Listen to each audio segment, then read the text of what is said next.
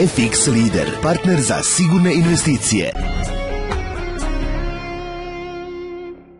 Nakon što smo u prošlim lekcijama objasnili pojmove pipsa i spreda, danas ćemo se upoznati sa pravilima trgovanja. Ukoliko trgujete određenim proizvodom i verujete da će mu cena porasti, kupit ćete taj proizvod i ako cena zaista poraste, bit ćete na dobiti kada zatvorite kupovnu poziciju. Ako ste pak pogrešili u proceni i cena padne, bit ćete na gubitku.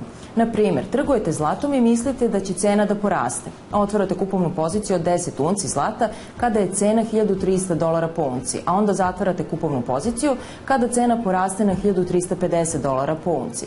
Zaradili ste $500. Da ste očekivali da će cena zlata pasti, sačekali biste da cena dostigne $1.250 po unci, a onda biste kupili tih 10 unci, ali ovog puta za vrednost od samo $12.500. Pravila su sledeće. Trgovac koji misli da će vrednost njegovog proizvoda porasti, kupuje više robe i čeka da je cena poraste da bi zatvorio kupovnu poziciju.